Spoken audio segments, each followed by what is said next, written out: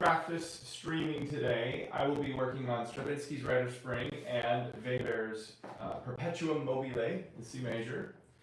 A little bit of both, and basically a different agenda for each piece. One is that with the Rite of Spring, there's a movement called Procession of the Sage that I'm really trying to dial in. I've got basically 4 more lines to work out. It's about half of the movement. To really figure out the memory aspects, and then there's just the stamina and the endurance aspect of being able to play from beginning to end. By no means am I going to accomplish all that today. That's a several-day process, but I'm going to work toward that. And then in the Weber, it's basically just lots of things. Develop. It's this kind of a piece. Very light and notey and that sort of thing. So just developing the lightness mostly. Really hunkering down on fingerings that I'm not sure about and that sort of thing. So, as always, if you've seen one of my practice streams before, the main things I focus on are really communicating what I'm doing and why it is helpful. Because many people do not know how to practice, they just know how to put in a lot of reps. And I'm the opposite. I put in very, very few reps relative to what I'm actually doing, and I generally accomplish about 5 times more than most of the people I know in the same amount of time. And I teach everyone else to do the same. So, you're in for a surprise, in for a real treat today. Even if you have no interest in playing either of these pieces, I recommend you stick around because I think you're going to get a lot of tricks on how you can take my processes and put them into your own routines. So here we go. I'm going to start with just a quick rep of what I call the ARM. You've probably seen one of my videos on this where you just alternate looking and not looking, because the left hand here is trickier than it seems. And I already know if I try all 4 measures of this one section, it's going to be uncomfortable. So I'm going to do, on purpose, just 2 measures of it, and then break it into 2 halves. So here we go.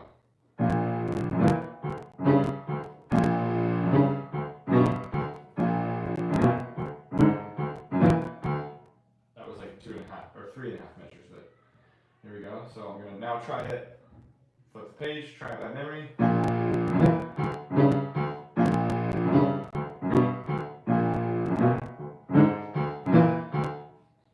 Okay, so now I'm I was really sure about the first 1, 2, 3, 4, 5, 7 notes or 7 beats, and then beyond that, I wasn't sure if I got the follow-up correct. So that's the main thing I'm focusing on this time. Direct, targeted practice. So right here, it was first this spread of the 3 and the 2. So I've got that. Yeah. Why does that feel weird? Okay, it's narrow, like pinched, and then it's wide. That's what I was missing. I actually did it, but I just wasn't aware of that. So that caused me to feel unsure about it. Okay, so I'm going to flip the page, do that again now twice by memory to sort of prove it, if you will.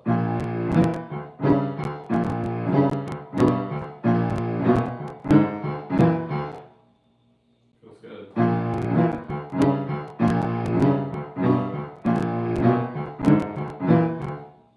Seems good to me. Okay. So rather than doing that now 3 times by memory, which is the full version, I already accomplished my goal. So I'm cutting that short. Now I'm going to do the second half with a little bit of overlap. The end of what I just did leading to the very end of the whole thing. So here we go.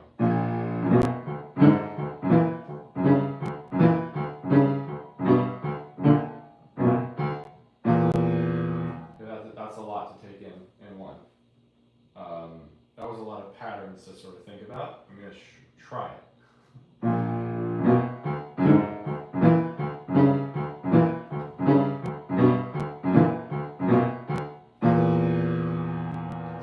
I think I have the general shape of where the thumbs are at nailed down. What I'm not sure is if all my inner voicings of the second finger were correct in the last 5 beats. So I'm actually just going to start from the last 4. So we're just going to look at those real quick. Okay, those kind of both have G. And then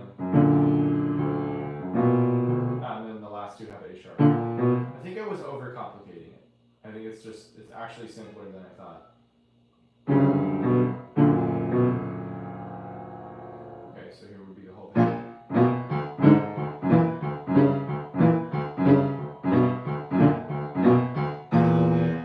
So now I'm going to do that again twice by memory. You're always increasing the amount of memory you try, so that like you're taking the training wheels off the bike right away, not getting used to them.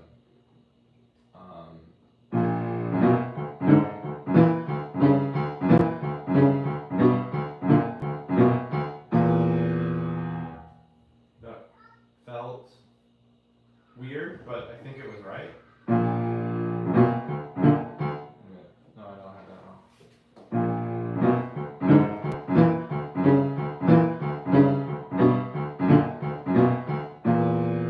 I'm pretty sure that is correct. Now, one thing I just did, I don't know if you can see from camera view, but I was closing my eyes. One of the best ways to focus better, as well as really test your memory, is close your eyes. Because you're not relying on the visual shape, you're really visualizing how you feel in the movement, as opposed to what you're actually seeing. So, you got to train that in small doses. I've done it my whole life. I can play all of Red Riding Hood Etude, for example, by Rachmaninoff, eyes closed. And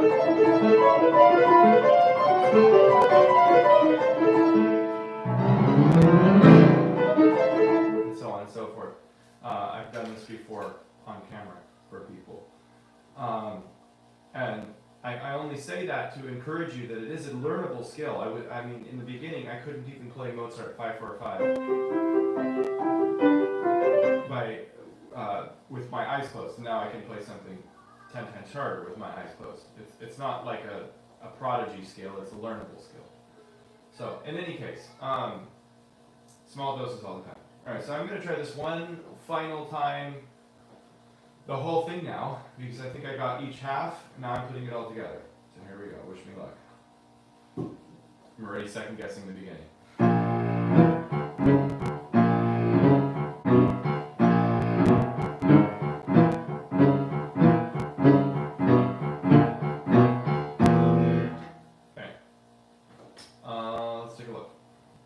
I feel like that was all right, but it's just when something's fresh, you second guess everything. Yeah. G, yeah.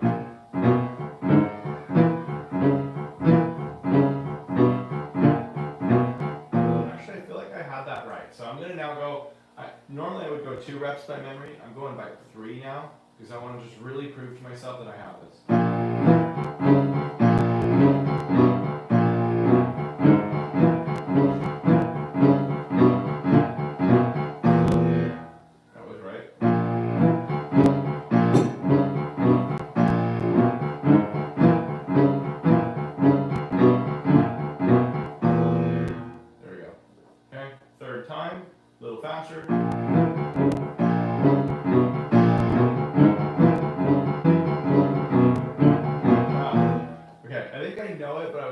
Slipping out of control there, just tempo-wise. This is quite stiff because it's like 8th notes.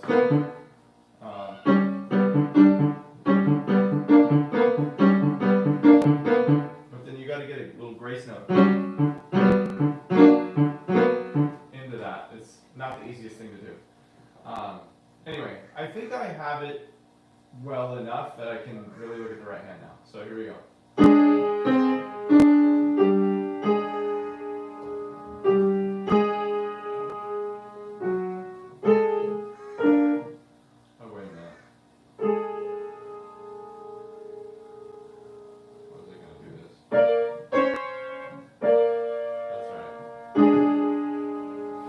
This is, by the way, if you're curious, my own transcription of the Rite of Spring, and I've made a few changes in it since I played it 8 years ago.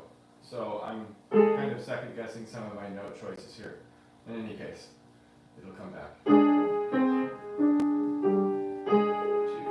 So right here, I forgot to lift the middle finger, or the middle note, which makes all the difference because you have less to hold. Score, but I'm changing the inversion there. I highly recommend as you're practicing that you actually are putting, if it's computer, then written notes, but if you have a hard copy, like put notes in the score. I have so many students that come in and literally they don't have anything written on their music, not even fingerings. And I'm like, okay, you haven't started to practice this yet. Because you have to have like conscious awareness. You've got to be involved in the process. And many people are not. So that's my thoughts. Okay, let's try that again, now by memory, and eyes closed. 1, 2, 3, 4, 1, 2, lift. 4, 1, 2, 3, 4, 1, 2, 3, 4. Oh, and now I forget the next downbeat. I don't know, the G sharp? Yeah, it is, but okay, so that went fairly well. I'm now checking by looking what I did right and what I did not. I added in a whole nother voice in measure 3 when it wasn't even there. So I just made that up, just hallucinating it. So we'll try that again. I think other than that I had everything right. So, but page, there we go. 1, 2, 3, 4, 1, 2, 3, 4, 1, 2, 3, 4, 1. Oh, I want to add something there. Oh, that's what it is. At the end, I keep wanting to do just the G sharp, but it's G sharp with A. Okay, here we go. One more time. Well, yeah, twice by memory.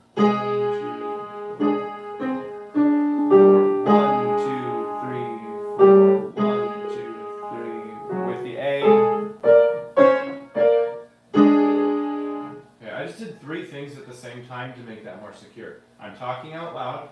I called out the problem before it happened so that I'm more laser targeted on that not happening. And I was counting out loud, which allows me to really keep a steady pulse and be aware of that. All tactics you should be using, not all at the same time necessarily, but just ideas. There was only one other thing I was unsure about. It's G sharp to G twice, and then to F sharp. I wasn't sure on the order there. So I just saw it, I think I'm good. Let's try that 3 times. 4, 1, 2, 3, 4, 1, 2, 3, 4, 1, 2, 3, 4. I definitely had it. I don't even need it a second time. Yeah, let's just move on. Okay. Now, next step would be to start adding this hands together. So, classic practice rule for everybody. As you add challenge in one area, you need to take away challenge in another area to compensate. So I just practice hands separately. I'm going to put hands together. That's adding a lot of challenge. It's significantly harder to play hands together versus one thing at a time, right? I mean, it's like juggling 3 pins instead of 2.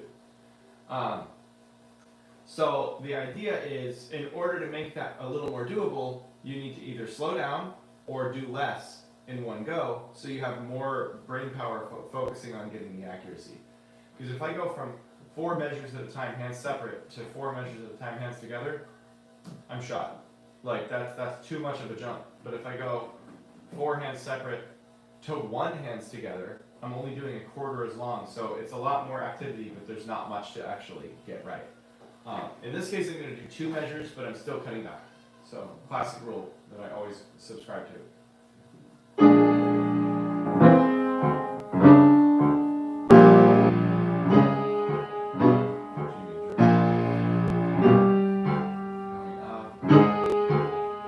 Okay, there's a nice landmark at the end there.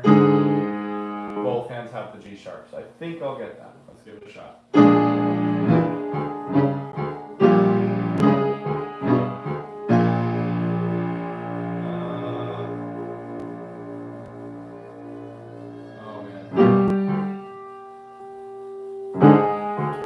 Definitely sticky at the end there, but very close. Let's try that again.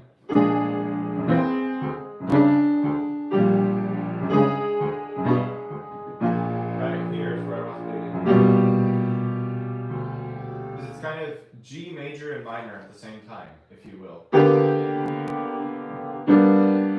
what was throwing me off.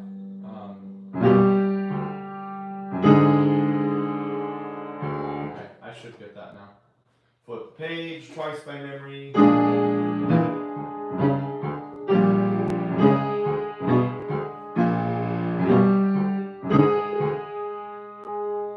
Yeah, I think that was right. So I'm just going to do that a little faster, challenge myself.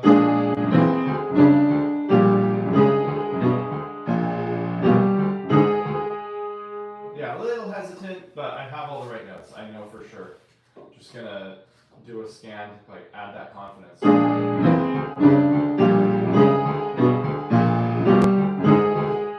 Okay, now, last two measures. I just did the first two. I'm going to do the other two, hands together. Let's give this a shot. It's going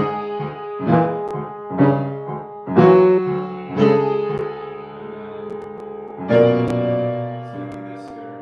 G major minor again.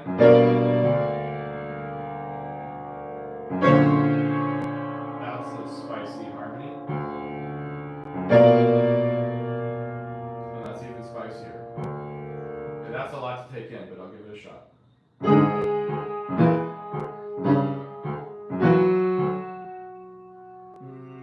Does this have A? Right?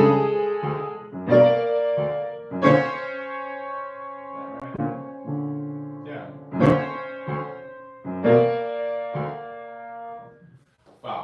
Yeah. I mean, obviously this piece is dissonant, but when you slow it down, it's like everything hits twice as hard, and you're like, wait, really? Is it that? That was pretty rough, but I'm gonna try.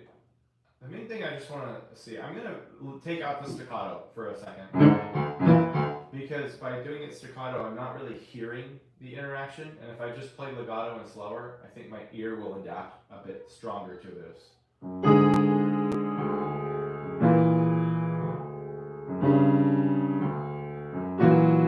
For example, there. So it's just an F sharp dominant chord. This is not really a chord at all. That's truly bitonal, G major and G minor. This is basically B flat major and B flat minor. And that's B flat major with a flat 9, I guess. So there's some rich stuff going on in there. Let's try that again.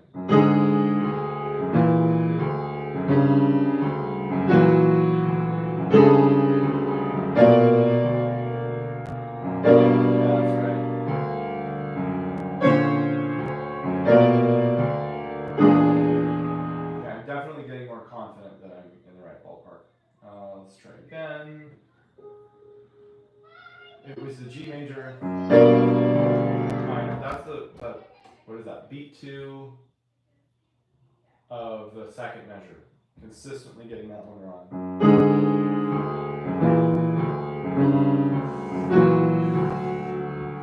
And here, right here. That's what it is. I was wanting to move my second finger there, and you don't have to.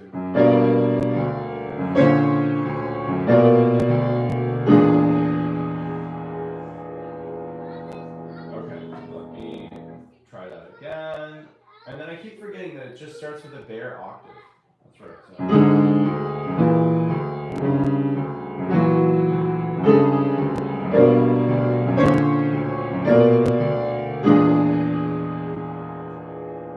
Yeah, now three times, so 2 more. And again, the purpose of doing more all the time is because you're actually doing more practice by memory than by looking at music. So even though you're getting constant reminders, you're ultimately building that muscle of thinking about consciously the memory more. And at this point, I still have maybe 30 reps in this whole session of like actually playing through it, and only like 8 so far of playing through it hands together. So it's definitely not muscle memory that's being built here, it's conscious memory. Here we go.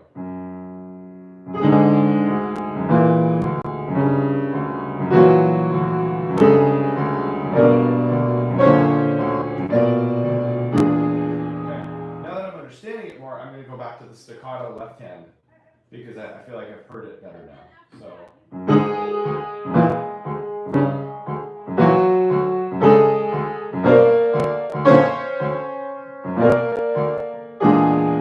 Yeah, I know it better. It's still physically sticky, so I'm going to put in like 2-3 more reps just to feel a little more limber there.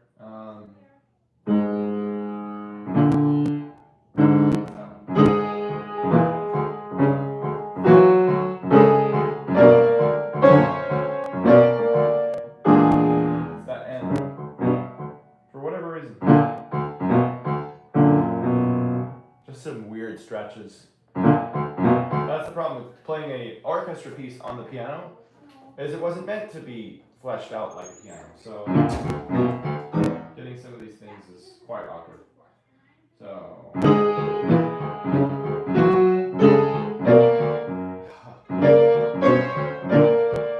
one, that's the killer.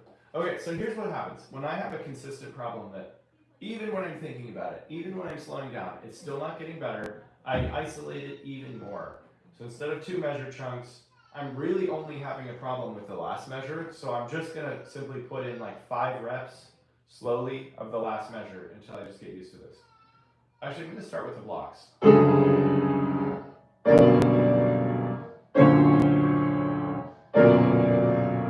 one is so different. Really exaggerating like the elbow length here, the angle.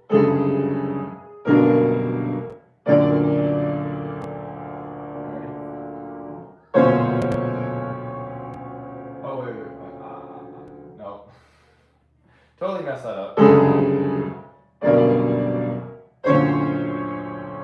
Okay. So like on beat 3, both elbows have to come in to sort of find that angle better. Okay,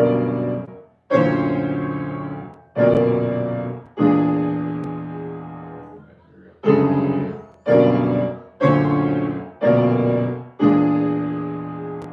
That's it.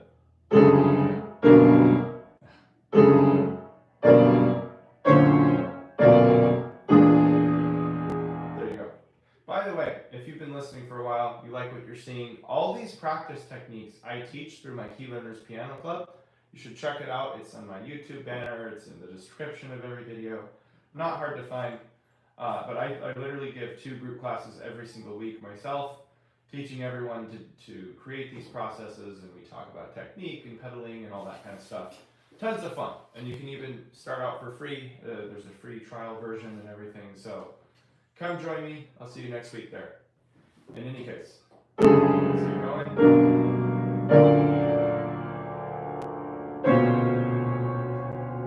Okay, so another trick I like to use sometimes is like to number patterns, especially if there's like ones that come back. So there's 4 chords total here, but the second and the fourth are the same. So in reality, it's not 4 chords, it's 3, even though there's 4 events that happen. So I'm just going to number them as, let's just say A, chord A, meaning the first one, chord B, meaning the second one, chord C as the third, but then it's not chord D, it's chord B again. And I think I'm just, for whatever reason, I keep not going in that order. So let's try that again, just saying those out loud. A, B,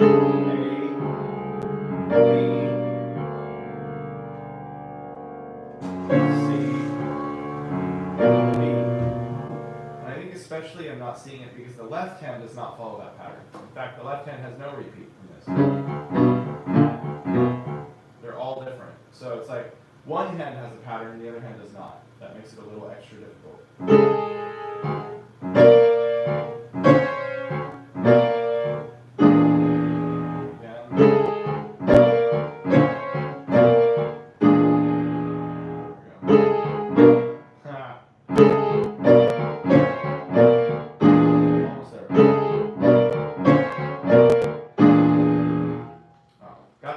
From some teacher at Interlaken, I forget. They said if you ever find yourself tensing your lips, you may not be tense in the hands, but it's still tension manifesting in your body, and that's a sign that something isn't clicking, which usually means you're pushing too fast, putting too much pressure or something. I just noticed, I was like, you may have seen it, maybe not. I was clenching my lips. So I'm gonna the solution is just to as wide as possible, almost to a comedic level. Open your mouth so that you do anything but clamp down, right? And it feels very awkward. It looks really awkward, but it's so helpful for just like releasing tension.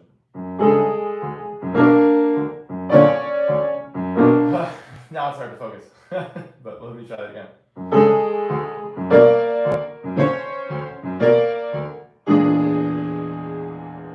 And then just kind of relax the jaw and everything. Oh, you know who it was? I think it was Jason Gillum who mentioned that. He was in the Van Cliburn, the Chopin, the Montreal, and the Leeds, and got a top prize in all of them and won the Montreal. So he knows what he's talking about in terms of piano playing. In any case, here we go. One more time. I'm tired of this passage. And I got it. Okay, here's the real test. Can I now do what I've done for the last 20 minutes or whatever it's been? All in one go. Not a tempo, but let's just see.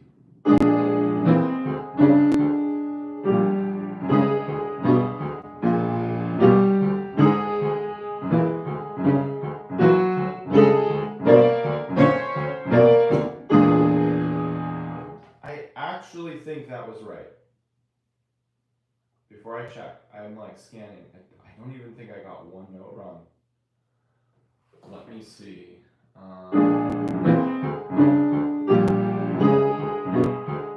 had a hesitation here because of that nasty half step. Actually, more just because of how it feels. I did want to add a D here, which I had a previous problem with. And I think I just figured out what's going on here. It's not that I was forgetting the notes. I didn't really see how the elbow choreography worked. They very much go outward away from the body here. Okay, that should do it. So here we go, a little faster.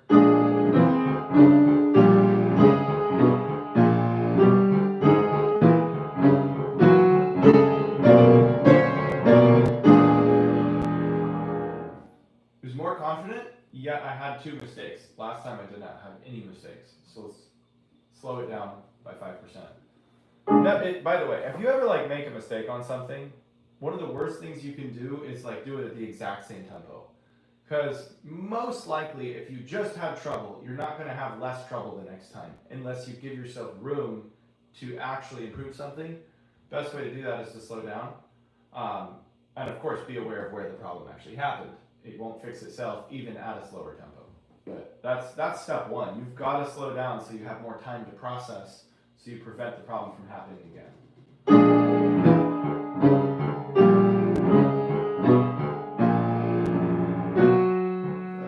Oh wait, no, it's G again.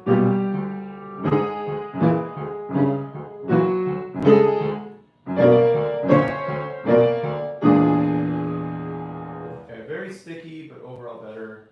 One more.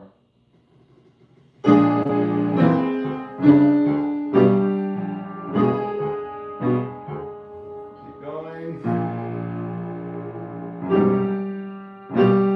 Yeah.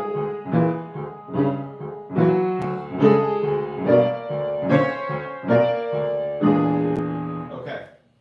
Learned something really important in that one. When you are doing performance mode, I'm not performing the piece, but I'm performing, if you will, 4 measures of it, because I'm testing if I have it. Never go backwards. Ever. Everyone does this, where you're playing along, you make a mistake, and you go, let me just start again. That is one habit I can confidently say I almost never do, because I know how dangerous it is and how unhelpful it is to actually building real skill. Because it's like tripping on a rock, and then it's like an imaginary video game or something where you just respawn in front and you hope you get a better try. Never going to work like that. Real life does not just respawn you before the mistake. And if you do have a chance to go back in front of it and you didn't learn from it, you're probably going to make the same mistake. So what I do to fix that is I get to the end no matter what. If I said I'm playing 4 measures, I don't play 2.5, make a mistake and restart. I play 4, no matter what. Then I reflect what went wrong, and I'm intentional about doing it again, being aware of that trap. it's such a simple change to make, but it's like you get 80-20 on that in terms of how much you get done in the same amount of time when you stop just restarting every time. So, here we go.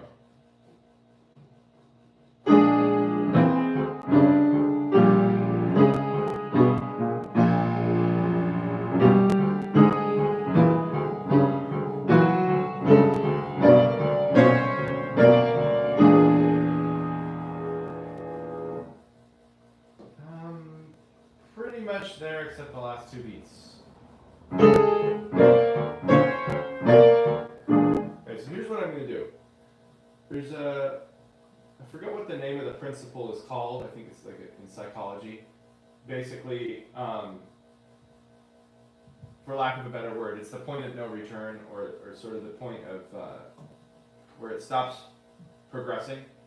I think there's a certain limit in each day where like you've pushed yourself and your brain just kind of is sending you signals, I'm not going to go beyond this barrier today.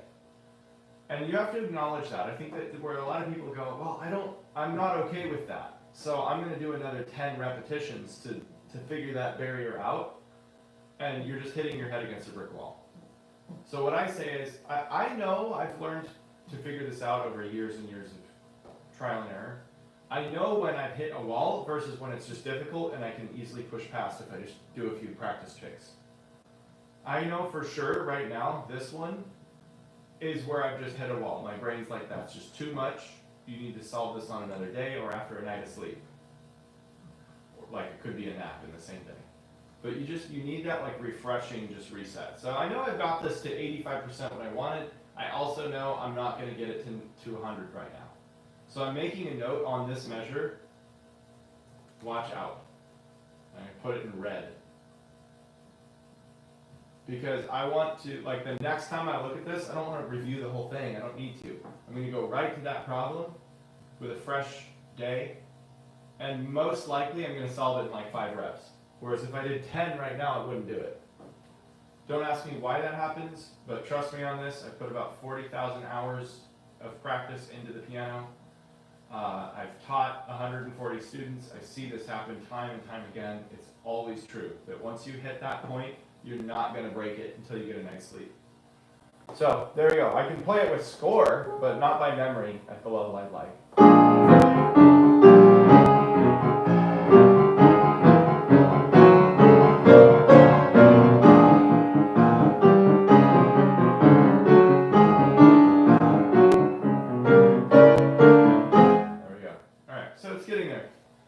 Starting to get this puppy back in my fingers.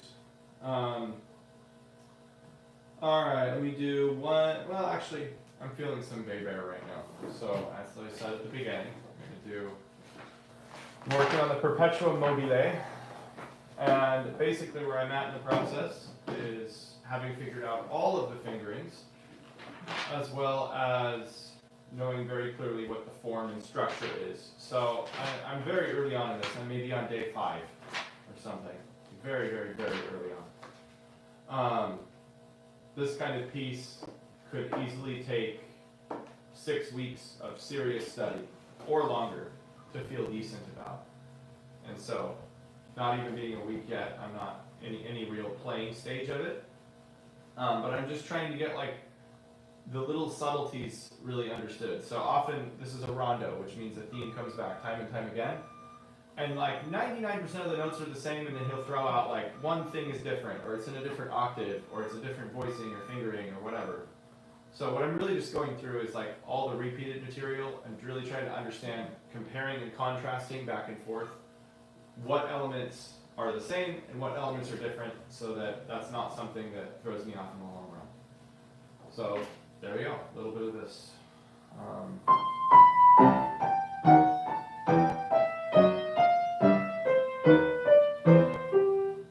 So, key, C major, 3 octaves apart, then we shift everything down to A major.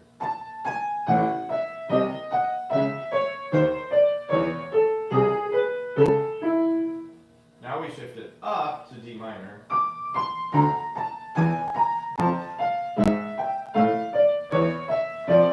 And up again to G major.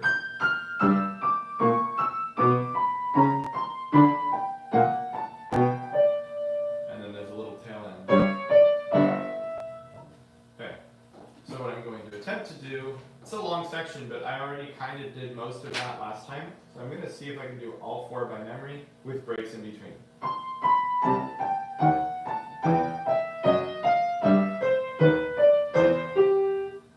We're going down to A.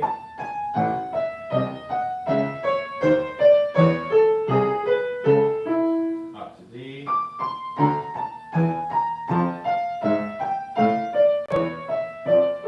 Up to G.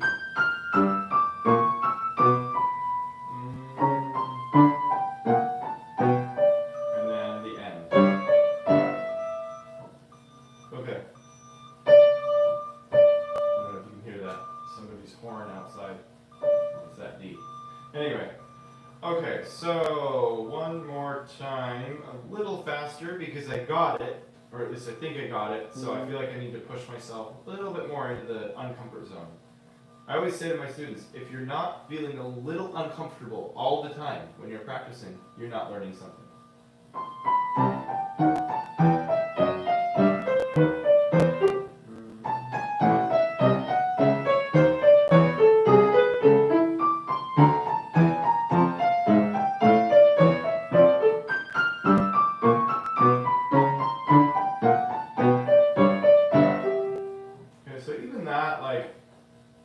There was one spot that threw me going from C major to A major. It still feel like it wasn't uncomfortable enough, except for where the 4s are in the left-hand octaves. I was definitely not aware of that. So I'm going to do once to check that, and then I'm going to go faster.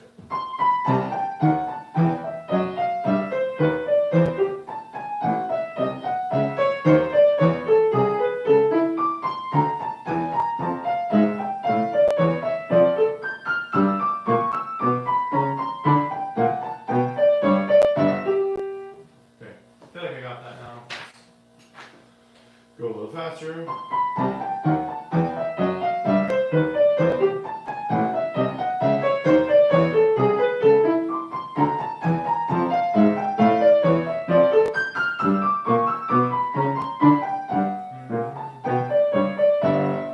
Very, very close. I'm going to do the last one.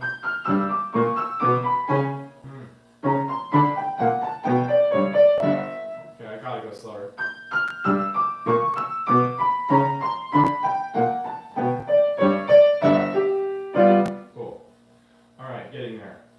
Time. Okay,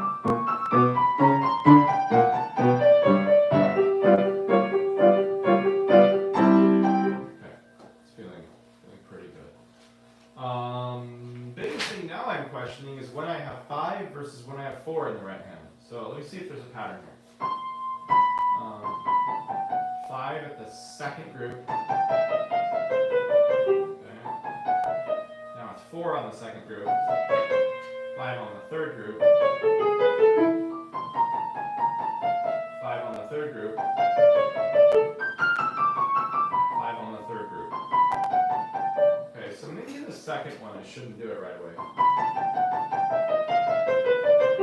At least that would match the other 3. There's 4 times this whole pattern happens.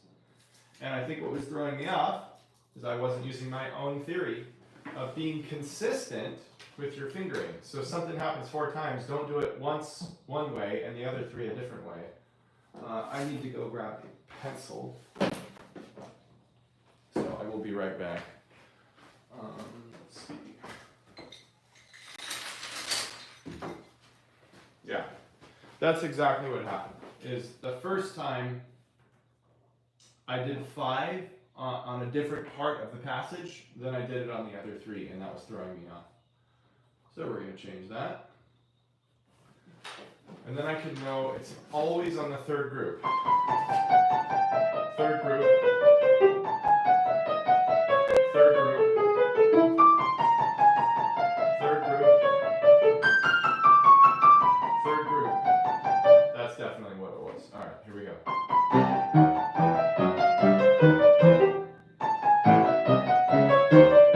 I just missed it. Let's have it. Okay.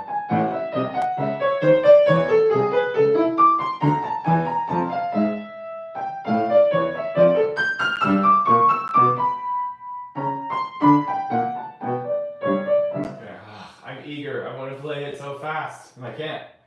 Yet, you gotta be more patient. Patience is a virtue. dates back to the Bible, and perhaps even before that. So we all need to be patient.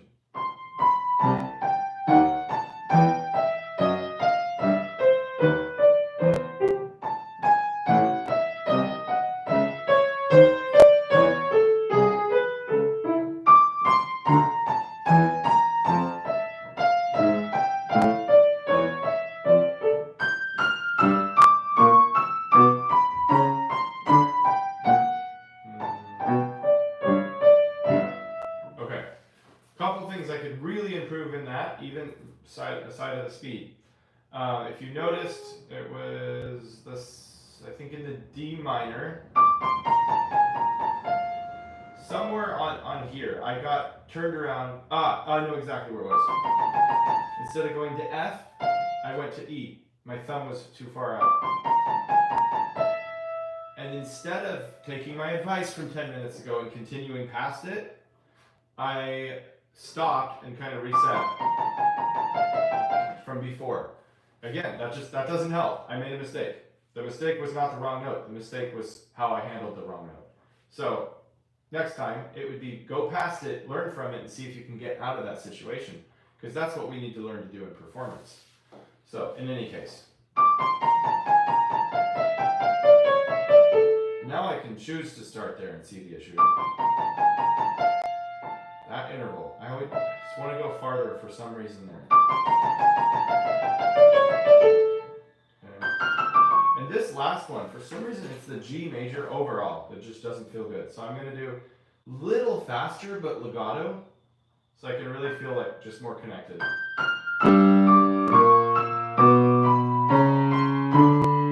like, I think, getting to that note.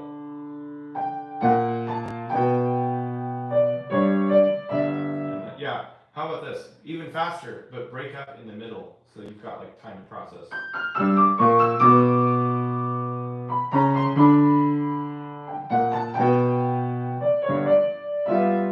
Oh wait, it goes down, that's right. Okay, one more time. Okay, I noticed this is a habit. Such a small thing, but I was like, my thumb wants to rest on A when it's supposed to be B. Which is exactly what happened in the D minor. It was going to E when it should have been F. So after I finish this first pattern, something in me does not want to keep my hand in a ball. So that's the thing I've got to get used to. I even play it together.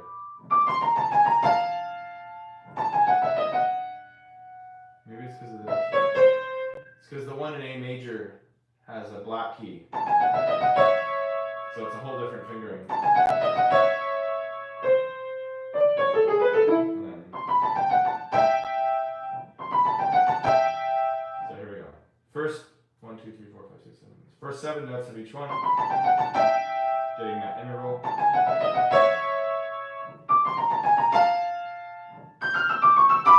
think if I just get that, I'll be better.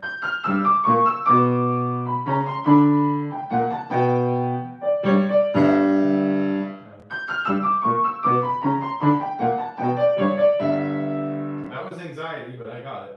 Okay, one before that, D minor.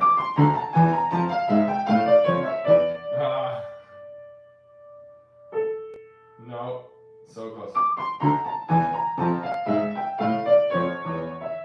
Oh, I see. There's an implied harmony there that I missed.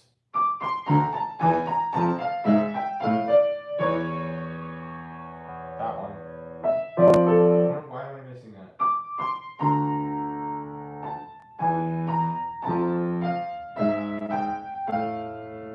Right here. Missing that move.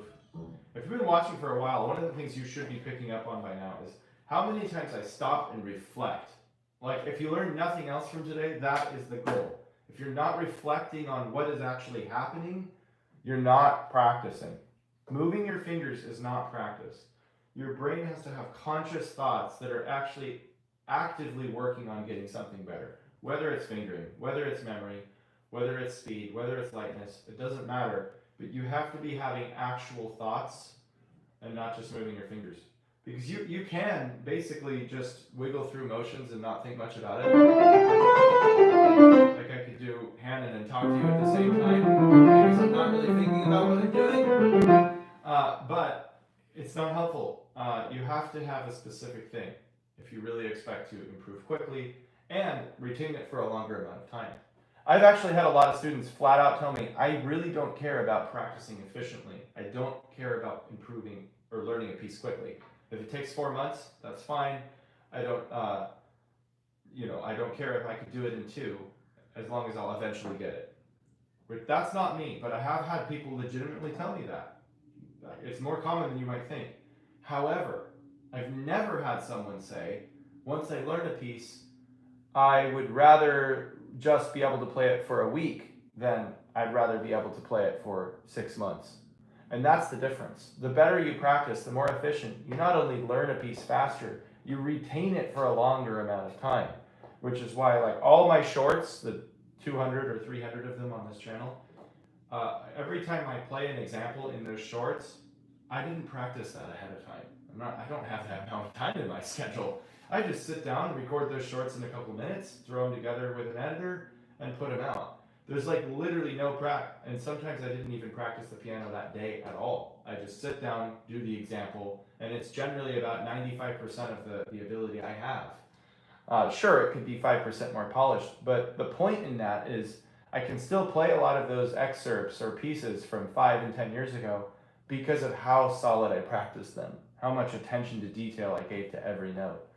My teacher, Mark Westcott, always said there are no unimportant notes.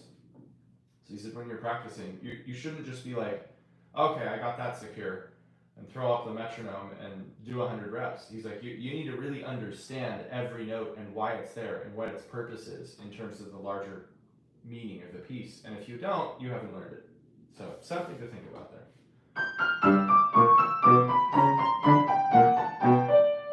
Okay, now I'm going to try the whole passage.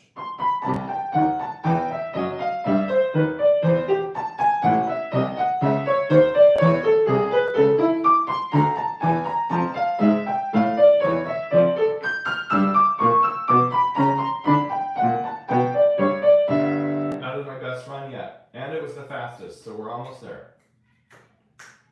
Here we go.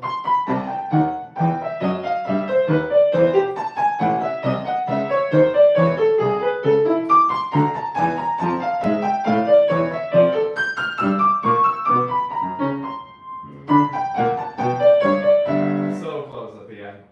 That's so close. I think another thing I could do to just get this more secure before I try to speed it up, is like 8-note groups. Let's see. Yeah, 8-note groups at like a really rather fast tempo. So I'm getting used to like spurts, but not having to maintain it. Because I think what happens is I'm like, so close, I barely get it, my brain's barely processed it, and then I'm being asked by my brain to do another passage in another key. And I don't think it's actually the speed holding me back, it's the transition between them. So if I build in the speed, give a little break, it should help. So here we go. Oh wait, 1, 2, 3, 4, 5. That was too much actually. Okay, and then now the next 8.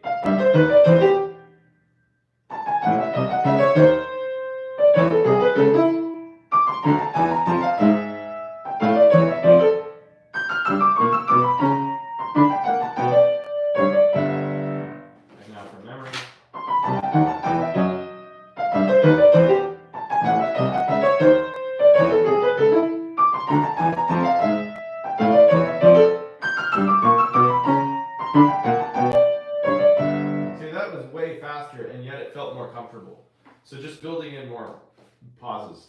Now I'm gonna like reduce those pauses. I'm not gonna go any faster, but I'm just gonna do them a little less.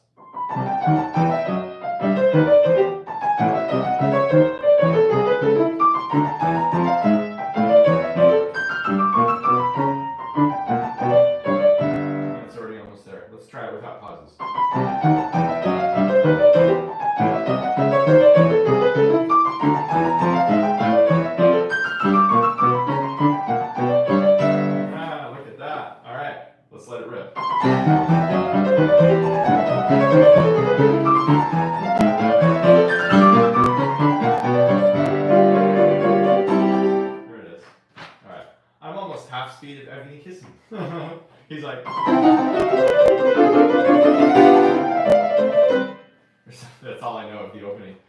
He plays it at least that fast.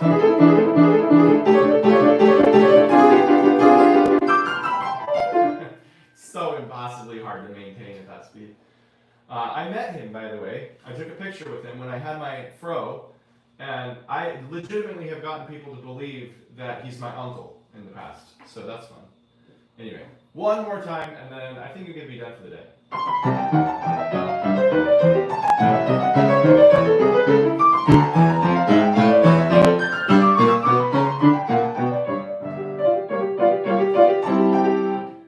Cool. Oh, it was a good session. It's probably like over half an hour already. So, oh yeah, definitely over half an hour.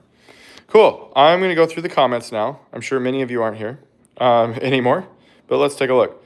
Said hi, said hi, said hi. All of those notes sound the same to me because they get muddied down in the bass.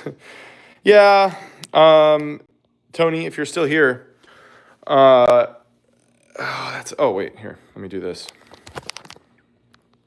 I always like to actually look at you when I'm answering questions.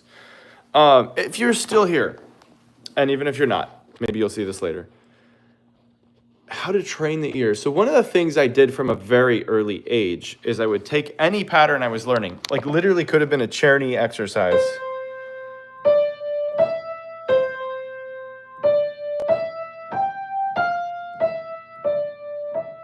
Like it could be literally that simple. And I would immediately, like as soon as I learned a pattern, I would practice it in every single octave. So that, you know, and then, and so like for the better part of 15 years now, that's been a fairly regular habit of mine. And my ear training was automatically better than almost everyone else's when I went to college because I never actually tried to do ear training. I just simply made that a habit and I got used to things in every range. So I made a lot of associations that most people don't because, you know, you don't have to learn another piece that has more bass to ear train. You just play what you're playing in the bass. For example, Mozart K545. Who's to say you can't practice it down here?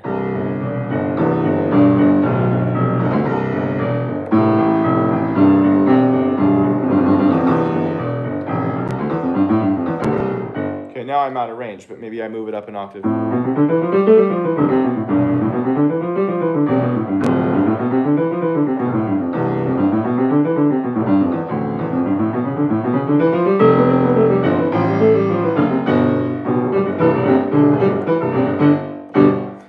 Right? And okay, so point made, but it goes the other way around. What about Prokofiev Sonata 7?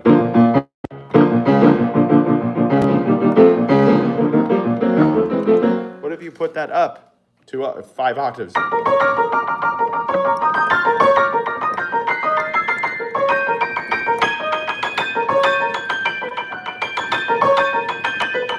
Like, that's almost unrecognizable up there. But I'm just the kind of person that enjoys doing garbage like this. So I did that so much that I think my ear just goes, oh, that's a minor third. There's a major chord. There's a this or that. No matter where I'm playing, I hear it. So hope that helps. Somebody just said La Campanella. I don't know. What is he practicing? Yes. Raquel, always tuning in. Rite of Spring, indeed. May I ask what you use for sheet music on the computer? That is, well, I used Finale print music for a long time, Bob. However, it's no longer, I think the way I understand it, they don't, like you could still use it, but they're not updating it anymore. So when a computer gets an update, it can't run the old software.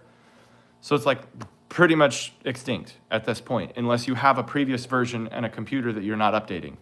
As about a year ago, I think that happened. So I don't really arrange score stuff anymore, for the most part. I wish I did. I'm just super busy running a business, running my piano club, coaching clients online, coaching students in person, trying to practice myself. I have 3 kids. You know, I'm not really a composer anymore. Okay, and then do you play for love? I guess I sort of know what you mean by that. Like, I do enjoy it. Yeah. Do I play? I don't know. I'm not going to dig into that too much. I enjoy what I do. I love what I do. Both the teaching and the playing. So anyway, long stream. Hope you guys got something out of it. Okay, I have a question for you. Has anyone been here the whole time? Or at least since you logged on? Well, I guess you would still be here probably, yeah. But if you've been here for like at least half an hour, drop me a message because I want to congratulate you personally. Maybe no one has, and that's totally fine. These things go on replay. You can always watch it later. For those that have just tuned on recently, I just practiced for about 45 minutes straight, and I explained pretty much everything I'm doing, the processes, the way I'm thinking about it, the way I'm improving, how I memorize, how I speed things up, which to a certain degree, almost all my videos already break these things down, but I don't think there's a single person that's seen all 400 of my videos on YouTube. Very, very surprised I would be if anyone had actually watched them all. And even if you had, I think there's too much information out there these days. Even as a content creator, I have to say it's like overwhelming how many people say. And the value is in application. The value is in seeing how all these things work together. So that's why I do these live streams. It's like, whoa, you just did 17 of the things you talk about all in 10 minutes. That's the point. If you're not doing that, you're really missing a lot of the potential value. Because if you just do like one technique or one tactic, it doesn't work. So, or it might work this much, but you're losing the bigger picture. Nolan, you should watch the new Subway music video by Chappelle Rowan. Okay, I'll keep that in mind and check it out. All right, friends. Well, I'm signing off for the day. Thank you for joining the stream. Hope you got something out of it. And as always, if you haven't gotten my free piano guide, now's the time.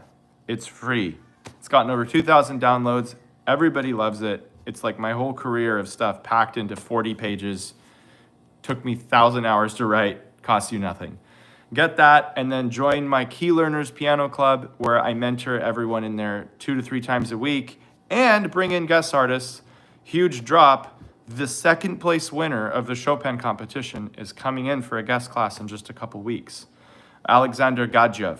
You're gonna come get to meet him personally if you're in the Key Learners Club. So if nothing else, join for that and then say, see ya, I'm out of here. Except you're gonna love it so much you won't be able to leave. All right. Cool. I'll talk to you guys later and see you next time. It won't always be on Saturday, but I am going to start streaming every week from here on out. So see you soon.